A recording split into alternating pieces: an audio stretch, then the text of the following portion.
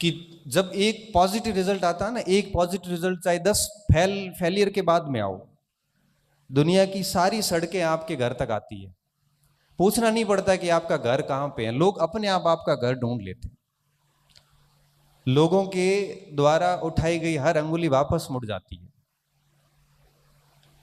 इसलिए कहते हैं कि काम हमें ऐसा करना है, बस किसी को कुछ बताना नहीं है, किसी को कुछ कहना नहीं है।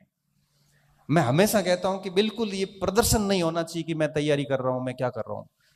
आप यहां पे रहिए, सूरतगढ़ी रहिए, 5-7 का ग्रुप बना के रहिए, और मेहनत ऐसी कि जान निकल जाए, और रात को 12-1 बजे तक पढ़ते पढ़ते ऐसी स्थिति आ जाए कि यहां पे सीने पे रखी हुई किताब पड़ी रहे और आंखें बंद होने लगे कि भाई मेरे से इससे अधिक हो नहीं सकती। उस दिन आपको लगेगा, उस दिन लगेगा कि आप वाकई में मेहनत कर रहे हैं। देखो, मनुष्य की प्रवृत्ति होती है, जिस दिन आपका दिन खराब होगा ना, जिस दिन भी, उस रात को आपको अंदर से फील होगा कि यार मैं कर क्या रहा हूं यहां पे। रात को ठीक से नींद भी नहीं आएगी, हो क्या रहा है, मतलब मैं आया क्या हूं यहां पे, किस लिए यहां पे आया हूं। और जिस दिन आप सुबह उठ के और रात को सोने तक पूरे दिन जबरदस्त पढ़ाई की है, मतलब आपकी क्षमता से एक कदम आगे, उस रात की नींद ही अलग होती है, उस रात का सेटिस्फेक्शन अलग होता है। और मैं कहता हूं स्टूडेंट को, आप है ना ऐसे 5 दिन करके देखिए, 5 दिन आपको एक अलग प्रकार की अनुभूति होगी।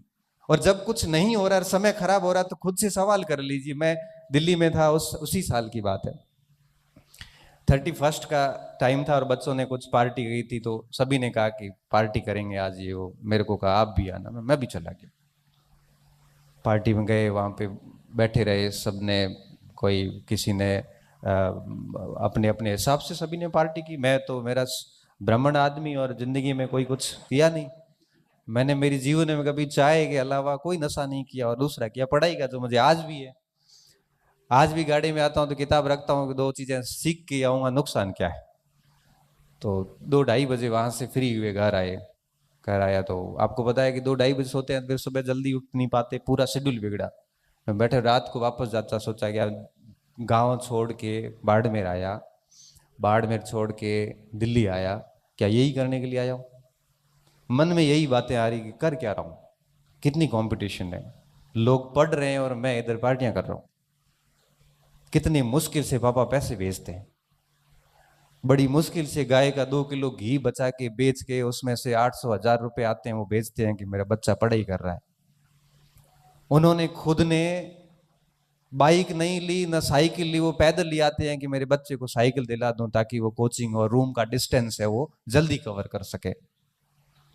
उन्होंने कई सालों से कपड़े नहीं सिलाए कि मेरा बच्चा है वो रात को नाइट पैंट और टी शर्ट के में सो सके, वो रात को है वो धोती में ही सोएंगे, क्योंकि बच्चे को ठीक कपड़े दिलाने, क्योंकि मार्केट के बच्चों में देख के वो बच्चा अपने आप को कमतर फील नहीं करे। क्योंकि मार्केट के बच्चों की ड्रेसेस देखते हैं तो बच्चा वो भी लगता है उसको भी मैं भी कुछ ठीक कपड़े पहनूं। जब वो इतने सेक्रीफाइस करके आपके लिए 2000 रुपए भेज रहे हैं, हम यहाँ पार्टी कर रहे हैं, हम शर्म नहीं आती क्या, कर क्या रहे हैं हम। मुझे, मैं हकीकत बता रहा हूं, क्योंकि एक तो मेहनत की बदौलत बहुत जल्दी नौकरी लग गया, बाकी जब भी थोड़ा सा भी बेरोजगारी का दौर रहा और घर से जब भी पैसे आए, मस्तिष्क में प्रश्न हमेशा आता था कि इसकी इसकी वैल्यू हम कभी चुका ही नहीं पाएंगे। बस इसकी वैल्यू यही है कि जो उन्होंने उम्मीद की है हम उस अनुसार पढ़े। आप सोचो कि मैं अहमदाबाद के अंदर हॉस्पिटल में एडमिट, राजस्थान अस्पताल के अंदर, मेरे वही कोलाइटिस की प्रॉब्लम, और मैं सोता सोता यहाँ से मेरे को कहा था कि भाई एडमिट करेंगे, तो मैं साथ में 4-5 किताबें ले गया, और वहां जाके जब अस्पताल में एडमिट किया तो एक हाथ में ये लगी हुई नली, और मैं पढ़ा ही आराम से किताबें देख रहा हूँ। मैंने कहा क्यों, क्योंकि बीमारी तो जाएगी नहीं, ये तो बात है, इसको तो स्वीकार करना ही पड़ेगा। पढ़ाई छोड़ दी तो ये करियर भी खत्म, क्योंकि यही एक ऑप्शन है कि जिसकी बदौलत हम अपने आप को वापस स्थापित कर सकते हैं, बाकी कोई ऑप्शन ही नहीं है।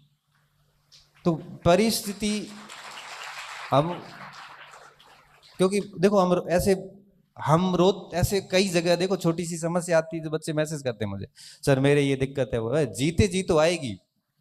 जाएंगे ना, उसके बाद अग्नि का एहसास भी नहीं होता। अगर आप जिंदा हैं ना तो दिक्कतें आएगी, किसी के फैमिली इश्यूज होंगे, किसी के आर्थिक इश्यूज होंगे, किसी के शारीरिक होंगे, हर प्रकार के इश्यूज आते हैं। लेकिन मैं ये मानता हूं कि अंदर अंदर धुन होती है ना एक, अगर वो धुन है तो मुझे लगता है कि वो समस्या आपको बहुत अधिक रोक नहीं सकती। और वो जुनून, वो पागलपन चाहिए होता है पढ़ाई में। मुझे ठीक से याद है कि मैं आरबीआई छोड़ के और घर आया वापस, मुझे सेकंड ग्रेड की वैकेंसी आई, मेरा शरीर सपोर्ट नहीं कर रहा था, बिल्कुल भी नहीं कर रहा था। स्थिति ये थी कि मुझे 20-20 बार डेली दिन में टॉयलेट जाना होता था, कहीं बाहर नहीं जा सकता, सो नहीं सकता, ठीक से चल नहीं सकता। मैंने कहा इससे अच्छा है शिक्षक बन जाता हूँ, घर पे नौकरी कर लूंगा।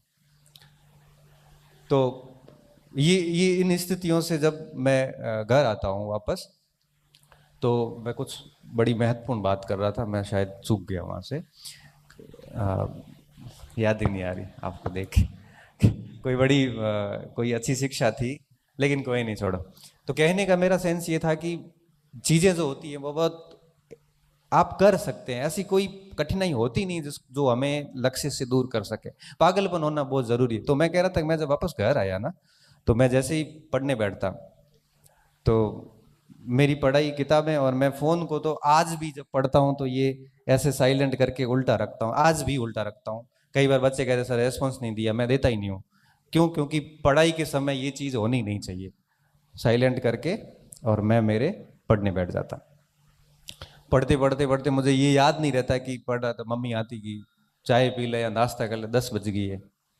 चाय नाश्ता किया, फिर पढ़ने बैठ गए। स्नान कब किया पता नहीं, 3 बजे 4 बजे, कुछ याद नहीं। ये शेविंग कब की है, कितने दिन से, वो पता नहीं। कई बार स्नान नहीं भी होता था। मतलब इसे पागलपन सा कहते हैं। और ये पागलपन किसी व्यक्ति में अगर 6 महीने 1 साल सवार हो जाए ना, तो बाकी सब बातें झूठ हो जाती है कि सीट कम है या फिर ये सब चीजें हैं, वो कुछ भी नहीं है। मैं ये कहता हूँ कि आपके अंदर पढ़ाई का वो पागलपन होना बहुत जरूरी है। वो रोग कब आता है? जब आप शांति से पढ़ाई करते हैं, दिखावा नहीं करते। ये चीजें चलती है।